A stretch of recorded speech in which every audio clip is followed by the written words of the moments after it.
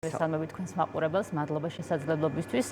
გუშინ ჩატარდა პოლიცსაბჭოს სხდომა, რომელიც ორგანიზაციული ხასიათის იყო და ყრილობისთვის მზადებას ემსახურებოდა, სადაც დელეგატების რაოდენობა და დელეგატთა ვინაობა იყო დაკონკრეტებული და მათ შორის ის საკითხები, რომელზეც უნდა იმჯეროს პარტიამ. ეს შეეხება ძირითადად მომავალ არჩევნებს, რომელიც პარტიაში უნდა ჩატარდეს დაახლოებით 6 თვეში ვადაში და ყრილობაზე აირჩევა მათ შორის დროებითი მმართველი ორგანო, რომელმაც ეს გარდამავალი 6 თვიანი პერიოდი უნდა წარმართოს. ანუ ხვალ აირჩევა მართველ არაერთი პირი, არამედ რამდენიმე პირი, რაღაც ჯგუფი ხვალ აირჩევენ ჯგუფს, რომელიც პარტიას ამ 6 თვის ვადაში მოამზადებს ახალი არჩევნებისთვის. ეს იქნება 9 ადამიანისგან შემდგარი ჯგუფი, რომელიც უხელმძღვანელებს იმ პროცესებს, რომ მოიმზადოს პარტია არჩევნებისთვის. იცით თქვენ, რომ ჩვენს პარტიაში ეს მათ შორის ჩვენ არა მარტო საქართველოში, რეგიონში ვართ, ფაქტობრივად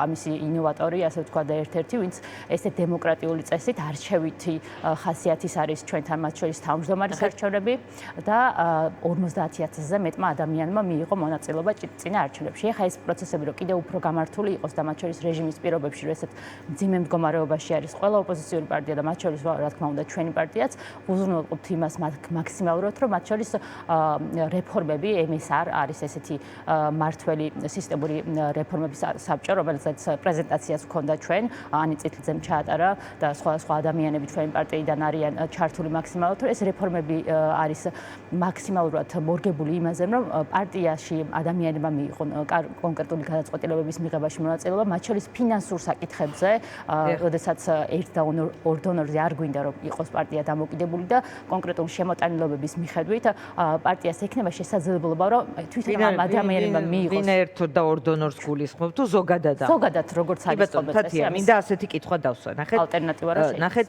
თუ 5 აგვისტოს უნდა შეიქმნას 9 ადამიანთა ჯგუფი, რომელიც მოამზადებს პარტიას ამ 6 თვიან პერიოდს გაატარებს პარტიას და ახალი არჩევნებისთვის მოამზადებს, შევა პირდაპირ თქვენ არ ხართ ადრესატი, მაგრამ მაშინ 1 აგვისტოდან ნანუკა ჟორჟოლიანი, როგორც ჰიპოთეტურად ერთ-ერთი ალბათ ყველაზე რეალური კანდიდატი თავმჯდომარეობის რა მოძრაობას იწყებს საქართველოს მასშტაბით?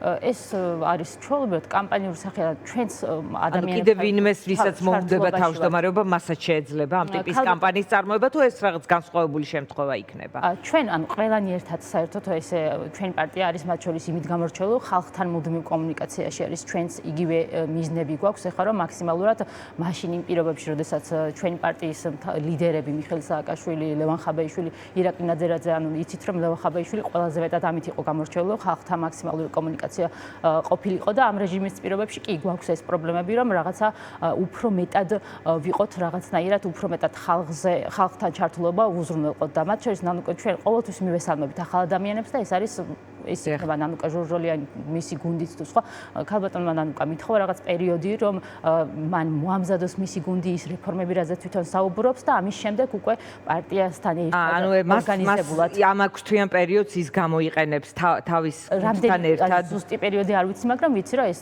დრო ითხოვა, მაგრამ უფრო მეტად ორგანიზებულად თავისი ანუ რაც რის ხედვაც აქვს მას რომ ეს რეფორმები გატარდეს თუ თავის გუნდი წარმოადგინოს, ამის მომზადების შემდეგ ალბათ ერთობლივადაც გავაგრძელებთ კამპანიებს.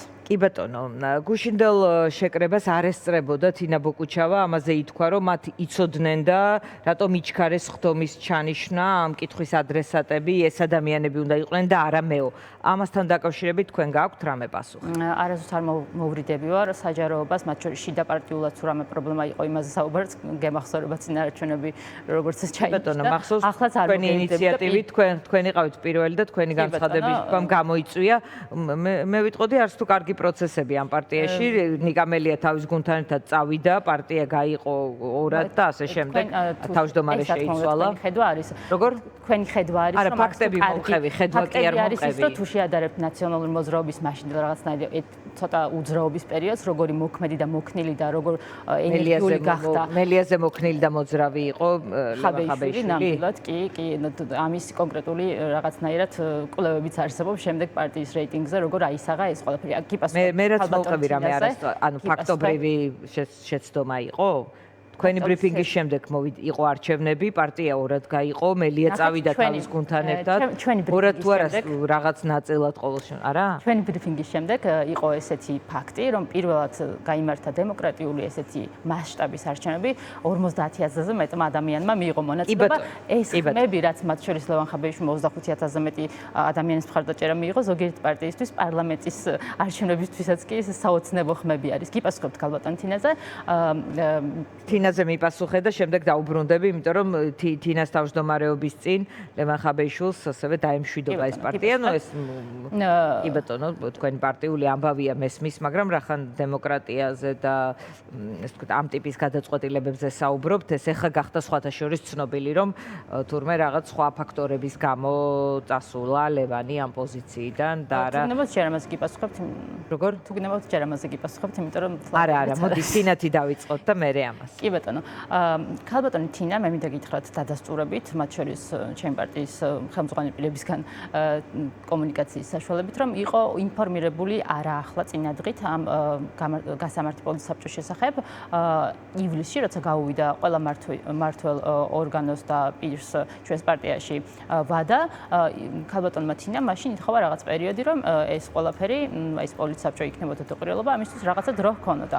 სამწუხაროდ დაემთხვა თუ რაც იყო, ნახავდით მის კომენტარს, რომ ქობულეთში იმყოფებოდა თვითონ და ვერ მოახერხა ყოფნა. მიუხედავად იმისა, რომ ის ინფორმირებული იყო ერთი თვითადან პარტია არ იყო ინფორმირებული, რომ ის ქობულეთში მიდის, ხო იცით?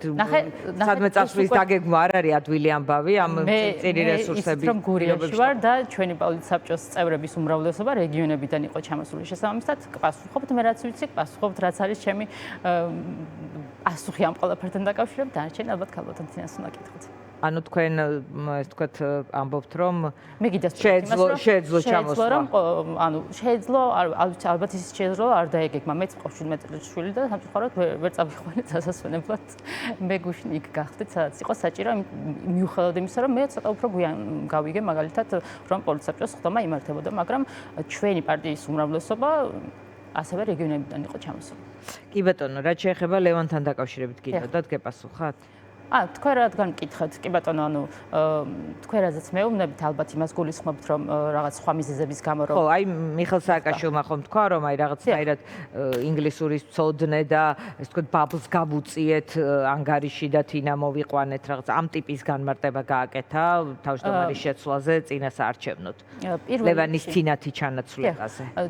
ზოგადად ჩვენი პარტია და მიხელ სააკაშვილი ყოველთვის ყველა ფაქტორს ითვალისწინებს ხოლმე და ერთიანობა იქნება ეს თუ რაღაცა ხალხზე მაქსიმალურად მორგებული გადაწყვეტილებების მიღება, რაღაც დათმობების სანაცვლოდ იღებს ხოლმე გადაწყვეტილებას, მაგრამ ეს არ ცვლის იმას, რომ ნომერ პირველი მიზეზი ლევანის იმდროინდელი შეცვლის პარტიის თავმჯდომარეობიდან იყო მისი ჯანმრთელობის მდგომარეობა, იმიტომ რომ ნუ ამაზე რომ ვინმე რაღაცა ახლა კამაში შემოვიდეს, წარმოუდგენელი, იმიტომ რომ პირდაპირ ეთერში ნახა საზოგადოებამ მასზე გახორციელებული ძალადობა, მისი სახე და მისი ჯანმრთელობის მდგომარეობა დღემდე არის მის სახეზე ასახული, შესაბამისად ამაზე ალბათ კოციც არ შემოგვეკამათება, რომ მისი ჯანმრთელობის მდგომარეობა ნამდვილად იყო ისეთი მძიმე, რომ მას მოუწია დროებით ამერიკაში სამკურნალოდაც წასვლა.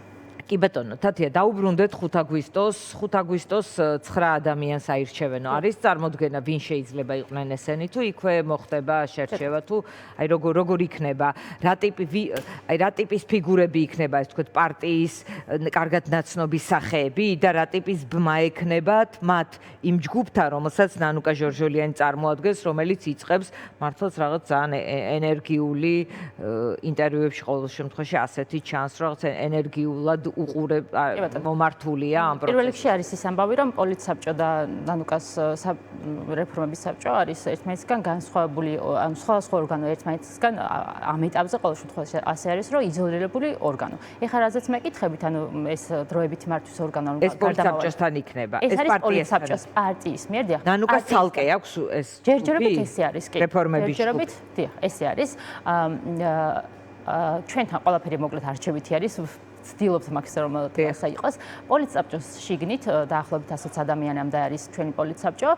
თვითონ ყრილობამდე დასახელდება რამდენიმე კანდიდატურა და ყრილობაზე ეყრება კენჭი და აქედან ანუ არჩევის შედეგად მიიღება გადაწყვეტილება, ვინ იქნება ეს 9 ადამიანი. ანუ დაახლოებით რო გითხრათ წარმოდგენა რო გქონდეთ 15 ადამიანი ირჩევს 3 თავის კანდიდატს. და ამ სამი კანდიდატის მხარდაჭერა და ანუ ყრილობაზე ხმის მიცემით არჩევა მოხდება. თქვენ გსურთ ამ ჯგუფის ნაწილი იყოთ თუ გააჩნია იქნება თუ არა თქვენი კანდიდატურა დასახელებული? სიმართლე რომ გითხრათ, ანუ ახლა ამჟამინდელი თქვენ იცით რომ პოლიცსაბჭოს რომ გაუვიდა ვადა მიხეილ სააკაშვილის გადაწყვეტილებით ლევან ხაბეიშვილის კანდიდატურა, ანუ პოლიცსაბჭოს თავმჯდომარეობა არის ერთ-ერთი ასე ვთქვათ უცვლელად დარჩება, რომელიც დარჩება. შესაბამისად მე ვფიქრობ რომ მე დავრჩები ისევ ამ პოზიციაზე რომ ლევანის მოადგილედ როგორც ასეთი უზრუნველყო ის რომ მისი ხმა მაქსიმალურად ციხიდან მოვიტანო პარტიაში ასე ანუ ნუ მისი მოადგილე ვარ და მეც ჩემი მიზანი მაგალითად როგორც ლევანის არის რომ მაქსიმალურად ანუ ეს ყველაფერი ხო ეხლა რაც ხდება ეს არჩევნები, შიდა არჩევნები ემსახურება იმას რომ გაძლიერდეს პარტია და ხალხზე ორიენტირებული გახდეს უფრო მეტად, იმიტომ რომ ჩემი პირადი ერთ წუთს მომცევთ, ვთქვით რომ რეგიონში არის უამრავი პრობლემა. მე მაგალითად ჩემი მიზანი არ არის ის რომ რაღაცა ეს კონკრეტული ბიუროკრატიები იყოს რაღაცა მთავარ თემად ასე ვთქვათ. ჩემთვის მთავარი მიზანი არის რომ ამის შედეგად რა მოხდება. ის რომ ჩვენ მაქსიმალურად შევძლოთ რომ ადამიანების ხმა გავაგონოთ, რომ მარტო არ არიან რომ დავანახო. აი მე მაგალითად რო ვილაპარაკებ იმ ადამიანზე, რომელსაც ახლა თავზე სახლი ენგრევა და სტიქიისგან დაზარალებული ადამიანებს ვსაუბრობ. მარტო არ არიან ეს რომ დავანახო, ის რომ ეხლა სექტემბერი რომ მოდის და ბავშვების მშობლებს გული უსკდებათ რომ როგორ მოამზადონ, რა ფინანსებით მოამზადონ ეს ადამიანი. აი ეს ამ ადამიანებმა ხმამაღლა რომ ისაუბრონ ამ თემებზე, მინდა რომ მაქსიმალური ორიენტაცია მოვახერხოთ. მადლობა თათია ნიკოლაიშვილს, რომელიც ჩვენ კითხვებს პასუხობდა. რეკლამის შემდეგ დავბრუნდებით პირდაპირ ეთერში.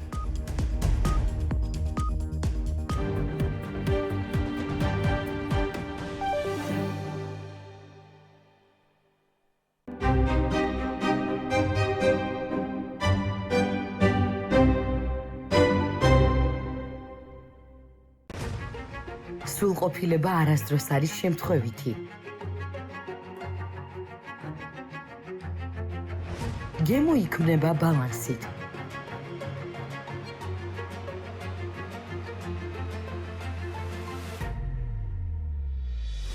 შეფუთვა ის დეტალია, რომელიც მომენტს განსაკუთრებულს ხდის.